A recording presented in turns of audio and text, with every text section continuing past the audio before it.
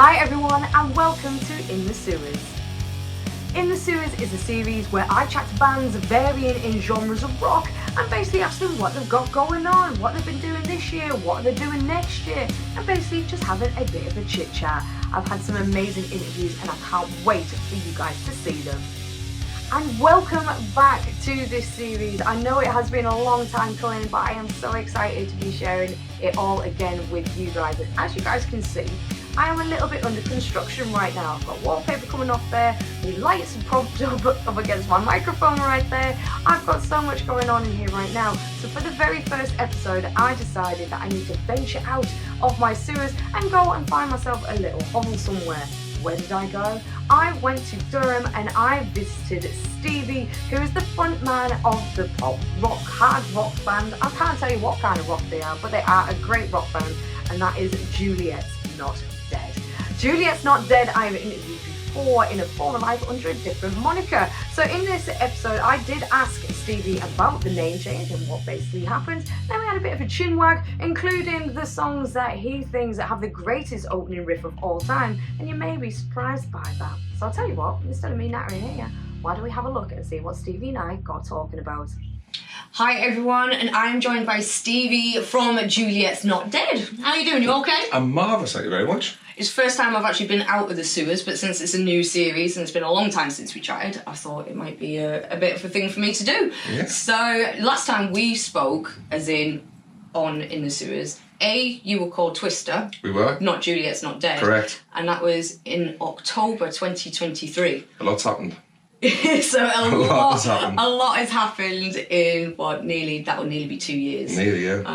Obviously when this then comes out. So a big question that a lot of people would ask would be why the name change from something as like Twister, one word, bang, to something that's got a lot more syllables. A lot more to it. Yeah. So actually this is something that we've thought about and contemplated for a long while, and we've talked in camp, we've talked with other people in the industry, and on more occasions than we care to count, we've gone, no, we're going to stick with the name because we've done so much under it, we've been in a band for such a long time, that's got its own weight behind it. It's been yours since you were like 14, wasn't it? You're 13, I started around, yeah. Yeah, so it's kind of, that's a big chunk of your life to consider, not erasing because you still kept everything that you did, but it's a big chunk of your life to say, I need to draw a line on that.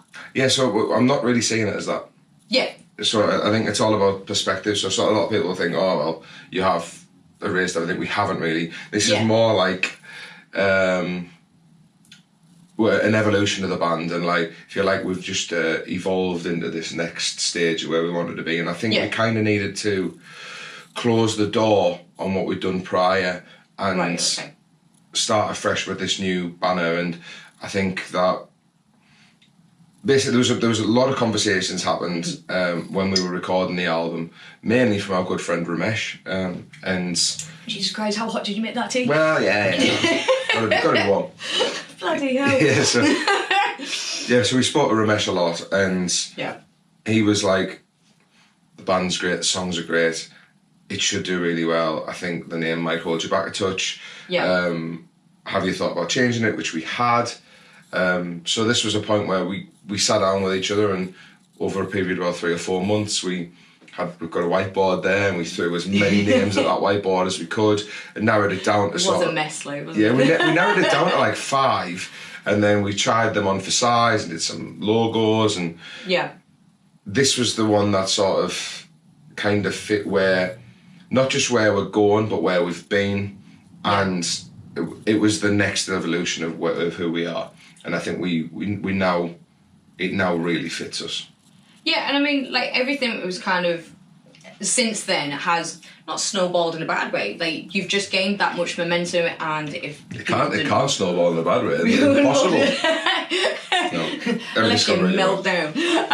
But like, you know, you guys then have been, I mean, you've been to America, and then you're looking at obviously going back again, but then your next thing is the UK tour again, which is kicking off September. No. Because you're kind of like in España for a bit. Yeah, so we've got loads happening. So we've got a load of festivals over the summer, starting tomorrow, as it happens. And we've then got a little trip to LA that we have planned. And then we have our full tour of Spain that we're doing, which we're doing all the way down the west side of Spain, which would be really cool. And then we are doing our most comprehensive UK tour that we've ever done. And that's something that we're really excited about, because we often get asked, why don't you do as much in the south as you do in the north? And quite simply it is. It's a long way from here. That's because it's a long way. It is a long way. A long way down. And although we do have a lot of fans down that neck of the woods, we haven't put the real man hours in that area. So this is our time to do that. So we're really looking forward to that. But the main thing for us was 2024 was recording the album, rebranding, and carrying that momentum into this year and releasing this, because that's done incredibly did all right, well. didn't it? Done incredibly well. It did okay. It didn't do too bad. No. Just got very high in the charts. It was, to be honest. So it did okay. I'm not even going to put it like that. That obviously is an incredible achievement. It's amazing that it did that. It's more than that to me and Jack. Miles more than that to me and Jack.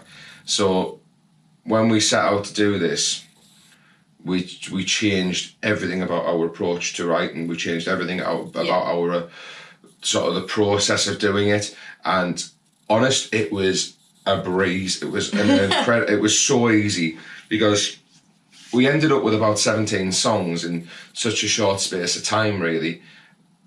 And we had to whittle it down, and some songs were like obvious picks, other songs weren't. So we probably sat on like definitely 4 songs that didn't make the album that we were like still quite fond of, and it just the whole process was really, really cool to be a part of. And then when it came out and it was received the way that it was, and people were like, God, I absolutely love this song. I love this song. And like, that's what means the world. I mean, obviously it's great that it does well in the charts, but like, it's more the fact that people have received it well. People have like can understand what we've written about, and the kind of the turmoil that went on in the making of this album. I mean, the world's on fire. That's what it felt like at the time.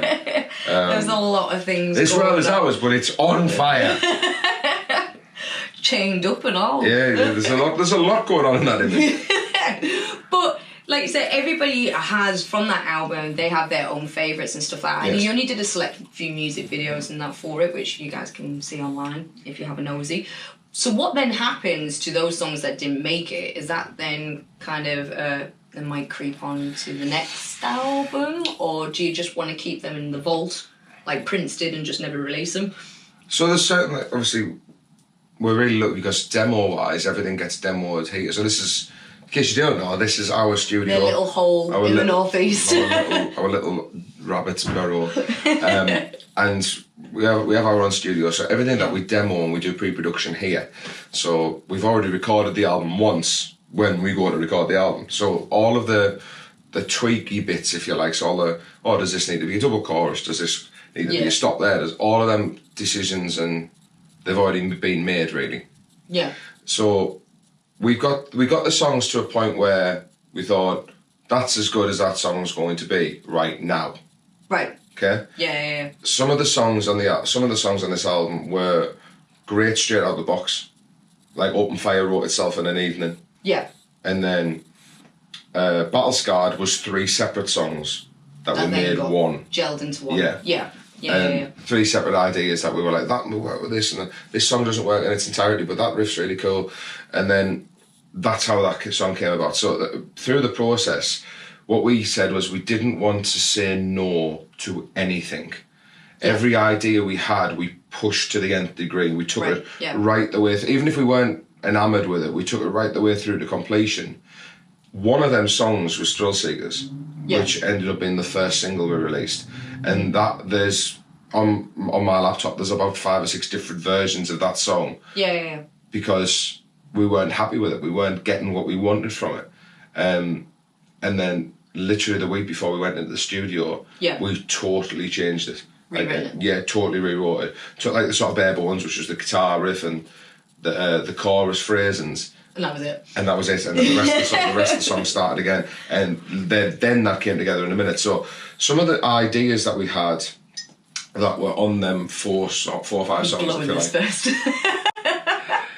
Scolding me Johnsons. Sorry about that. Yeah, so some of the ideas in the 4 or 5 songs that we do have on the back burner, we might reuse the idea. We probably wouldn't use the song. The reason being, the song in its current form, there was a reason it didn't make the album. Yeah, there's a reason for it not to have made it there. Yeah. So why kind of sprinkle a bit more dust on it? Because it still might not work. Yeah, so rather than us trying to rehash that idea, we might just go, that bit of that idea is really cool. Let's use it. So we've got a song which we affectionately refer to as Dirty Bertie. And not to be mixed up with Dirty Bertie, who hopefully I'll be chatting to very, very soon. Not to be mixed up with the same man. Not Dirty Bertie. No, this. So that's what we call it. Because and the reason being, right, the way that we were doing the process is we were starting. We had a bare bones of an idea that me and Jack threw together in the live room. Yeah. And then I'd come in, plug into this side, and then me and Jack would jam it out straight into Pro Tools and record it down. So that we had a basic version of the song straight away, so that we could then listen to it in our headphones, think about what melodies and stuff will come. Mm-hmm. And then, but to start a project in Pro Tools, you need to name them. Yeah. Like, from number one. Otherwise you have Untitled 4082. Yeah. So especially on your laptop, I've seen it. Like there's just like loads of repercussions of everything. Exactly. So we were having to name things just off the bat, and Dirty Bertie is what was the name that came out. There you are, mate. Because of the riff. Yeah. So there's some really, really cool ideas. Now there's also a couple of bits that we don't like about it. So we're not going to rehash the whole idea. Yeah. We're just going to take little bits and start again with it. We'll start again with it. And I think we've done all right. Yeah, I think you've done fine. Done all right. And say you're buggering off to Spain, and then you've got LA. Are you thinking of maybe going on to the other side of the world, like Japan, Australia? Would that be a thing maybe next year? To be honest, we've been talking with some people in Japan about heading there and doing some stuff. I think for us, we want to get to the point where we're doing cycles, and we're nearly there. Yeah. And what we want to do is come off the road, write an album, record an album, get on the road, and then be able to do a support tour and a headline tour in the UK. Yeah. Every year. Yeah. Europe, again the same. Head to the States if something interesting there. Yeah. Travel as much as we can, because that's like anybody who's watching this who isn't in a band and wonders like how it works, and it depends. If you're a home bird, right, this can affect you in 2 separate ways. One, you'll either hate being away from home, or you'll have a deeper appreciation for it. I was going to say, because if you're a home bird, you'll hate being away from home, your family, your pets. It's always a pet situation for me. But on the flip side of that, you then really appreciate what you have when you come home. Totally do. Because you're not at home only for a short period of time, because there can be weeks, there can be months in between you leaving the country and not being at home. Yeah. But it does make you appreciate the fact. So even when I'm here though, I'm travelling. So I'm travelling for gigs, or I'm travelling to see friends, or because everything's right across the country. But my personal thing is I love looking forward to a trip. And I look forward to a trip for various different reasons. You want to see new things, you want to meet new people. Like the people that we've met doing what we do is my favourite thing about doing it. But we're big into ticking boxes. So when we went to the States, we were there, we flew into JFK, and then we drove straight to Philadelphia, had Philly cheesesteaks on the streets of Philadelphia, ran up the rocky steps, and it was like, tick, tick, done Philly, let's move on. And it was a big thing for us, is to try and do as much as we can, because we might never go back. Yeah. We might never get the opportunity to do that again. Do these things. Exactly. Yeah. So if you're really interested in knowing what it's about, when you're away in them things, you're doing seeing some incredible things, meeting some incredible people, playing some great shows. But then when you're on your way home, there's nothing like coming home, and you really appreciate everything else. Your own bed. Your own bed. Your own bed. Yeah. And the water pressure in your shower. That's what I find. Yeah. I love a boiling shower when I come home. Yeah. It's just one of them. Coming like, I mean, the food that we had in the States was amazing, but there was now like coming back to a dirty Parmo. Just a dirty Parmo. I thought you were going to be nice and traditional, going, roast dinner. Well, roasts are great, but a dirty Parmo from Tony's Parmesan House, big shout out. There you go. I'm going to get a banner behind them. Vivaldi's, if you're from my neck of the woods, Vivaldi's is the best pizza about. We've had some nice ones from there in our times. But it is all nice and exciting, and that's the main thing. But now I'm going to ask you some generic questions. I'm ready. Okay. So, if there was an artist that you could listen to for the rest of your life, but just that artist, you can have all their albums, all the back catalogue, right, but you could only listen to that artist for the rest of your life, who would it be? I think this is going to be quite a bit of a whitewash, these questions, I think. So, I mean, so I listen to lots and lots of country music. Right. Lots and lots of country music. Yeah, you do. Because... Yeah. Especially on them long drives home. It's just mint. It's fresh on my ears, and it's not... Because we're playing rock stuff all the time, putting rock stuff, it can get a bit... Yeah, same old, and you can get a bit lost in it. So to listen to something which is a bit fresher on the ears, and also it's a bit cleaner, and the production on country music's excellent. Yeah. So, torn. I would still probably say Green Day. I was going to say, I was wondering if you were going to go that way, because I know that's why you got big into being a frontman, was because of Billy Joel. Yeah. But I wasn't sure if you thought, could I listen to Billy Joel? I hardly listen to Billy Joel sing the phone book, 100%. Just that. That's it. It's just insane. And then another quick fire question that I'm going to give you is the greatest opening riff. You can have up to 3. I'll let you have 3. There is 3. There is 3. Because from this, I'm then going to generate a playlist for you guys. So right. So there is 3 for me. Right. Not the Rozzers. Not the Rozzers. That is the genuine opening riff of this place.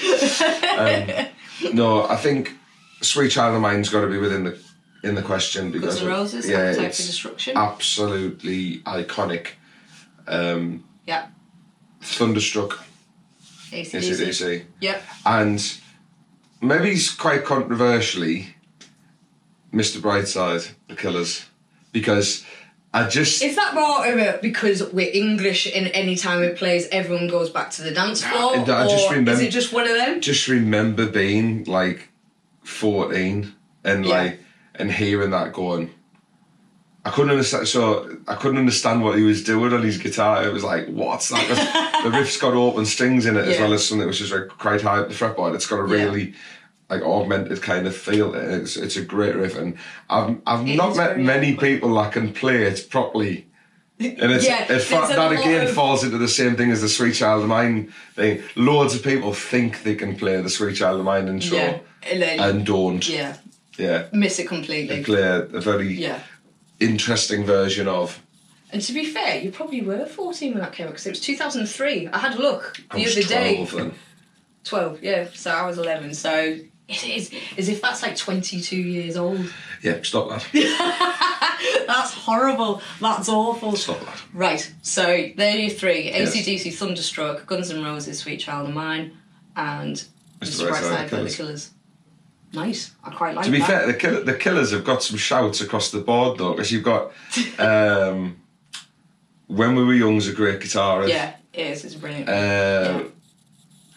Bass line wise, Jenny Was a Friend of Mine is the best. Dun, dun, dun, bam, bam, bam. That's the best bass line ever. I don't know if I've listened to that. I don't think it's on her first banging bass line.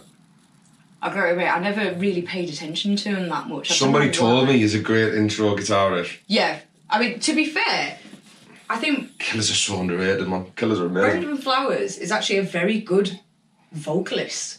They're just banging. They're just an absolute banging band. Like, all these things that I've done is one of the most incredible songs ever. Yeah. I mean, Human always tends to confuse people because they're like, what is that lyrically? But it's all philosophy types.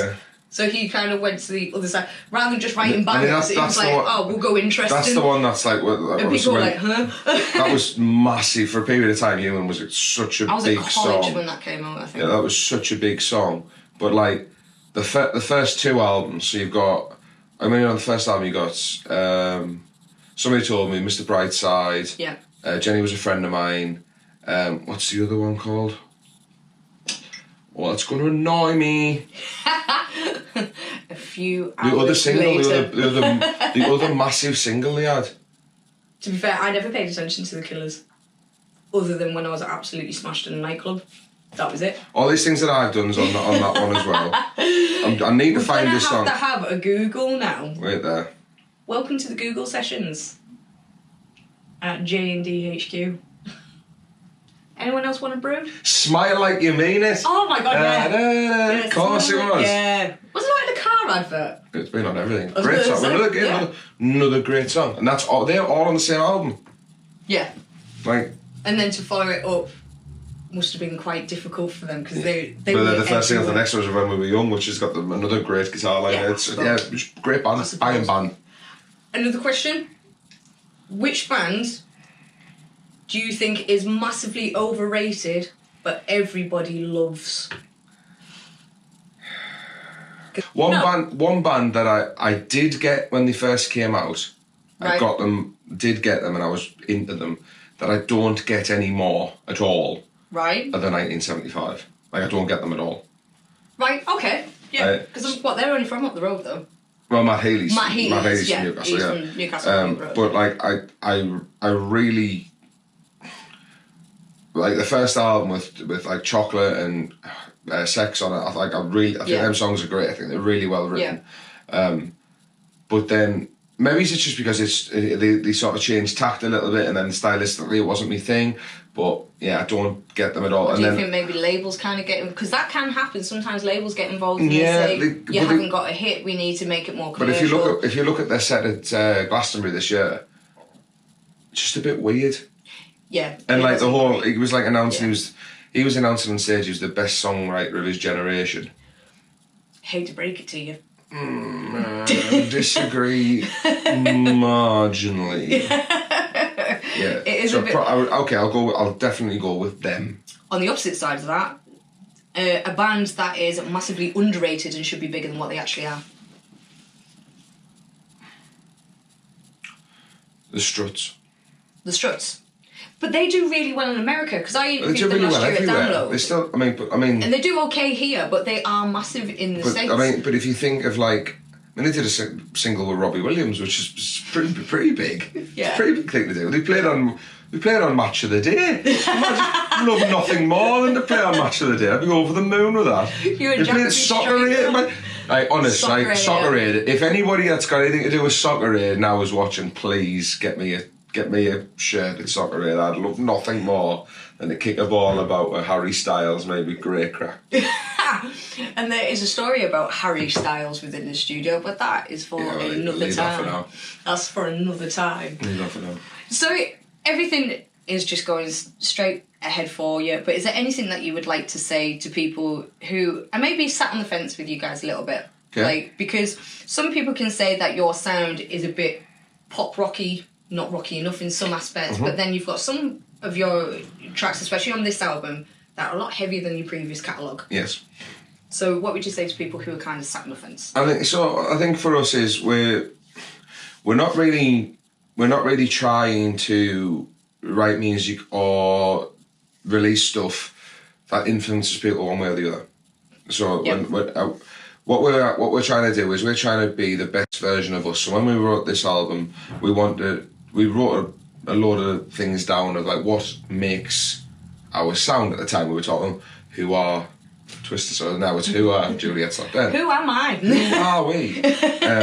And we wrote down like the sort of let's look through the songs. What makes that song a good song, or what makes that song work? And is it the riff? Is it the lyrics? Is the fundamentals have been the same to everything we've ever written. The fundamentals are exactly the same. Yeah. So what we wanted to do with this album was accentuate them. So know what our strengths are, know what our weaknesses are, but also play to the weakness. Like, okay. Yeah. Okay, like don't try and like dust it under the carpet. Like you make something like useful out of it. So what we did with this make is something useful out of being here. And so what we did with this is we're known for writing emotive songs, right? And we're known for writing party songs and like have a good time and have a sad time. Right, because Monroe was one of your biggest ones with your earlier fans, as in your Twisted generation. But then you've kind of brought that in with Battle Scarred for this set of fans. So, but the songs on this album like the Passing Ships, and Passing Ships is so much more poignant now than it was when I wrote it. Mm-hmm. And we were writing that song that was totally theoretical, and it was totally based on a fabricated moment in time, and we were making that based on how little bits of how we've all felt in situations of loss, and when you've lost someone you care about, whether that be the end of a relationship or somebody passing away, and then one of our lifelong fans, Christy Robson, passed away. Yeah, a lot of love for Christy. She died the day I sent her the final mixes of the album. She never got to hear them. She died that day, and we've done a version of the album dedicated to her because I've got that version. A huge part of everything that we did. And me and her went and saw Def Leppard once. We had a hell of a time. She was a great lady. Passing Ships now. Every time I play Passing Ships, I think of Christy. Every time we listen to it, I think of her. Yeah. And then it's got that sort of space and it's really vulnerable vocal line, and there's so much space in them verses, and it almost creates this sort of that uncomfortableness in it because it's supposed to. That's what it's designed to do. But then there's at the other end of the spectrum, we've got songs like Notorious, which are just, and King and Queen, which are just fast and powerful and kind of a little bit sleazy in ways, and having and having that side of us. And I would say, just if you're interested in rock music that makes you feel something, that's what we do. If you're listening and you're up for it, you can really get involved and become part of the song, and that's kind of our entire goal. Music's only meant to make you feel something, whether that's happy, sad. My favourite track off the whole album is a track that you never seem to talk about. It's Capsized.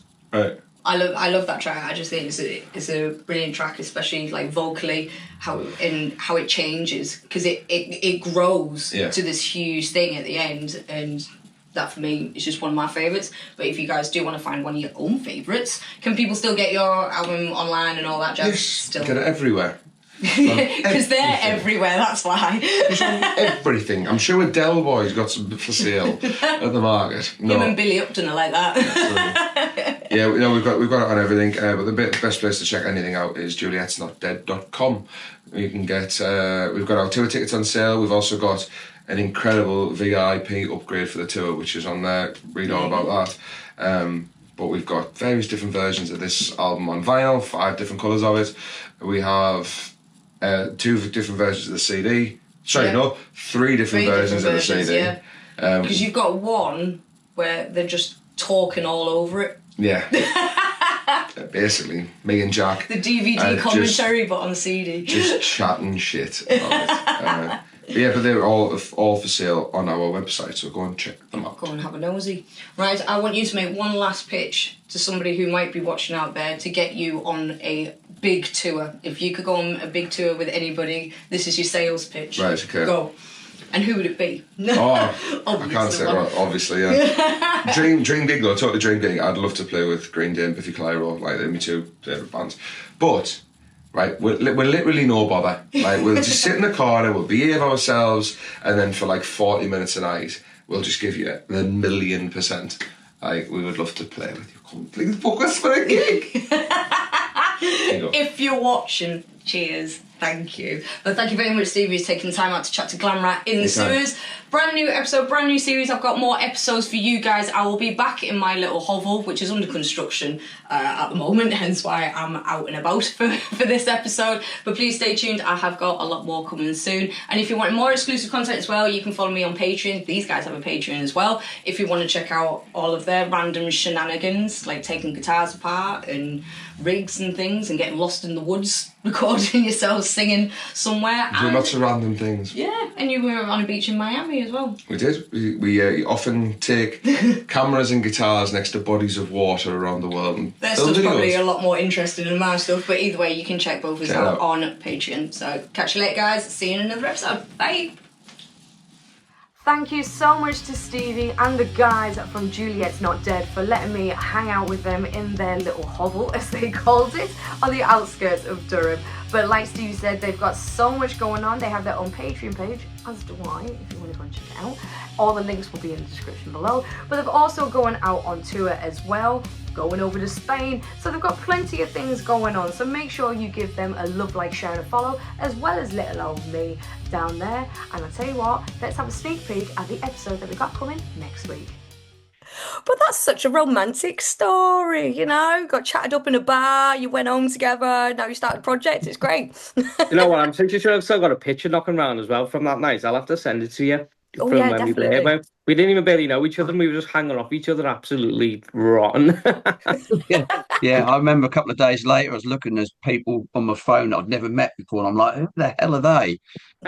So there you go, you've got that to look forward to this week. But thank you so much for joining me for the first episode of the new series. I'm aiming to get an episode out every Thursday at 7 p.m. If you are a band and you want to take part, then please do drop me a message. But until next time, catch you later, Glamraz. Bye bye.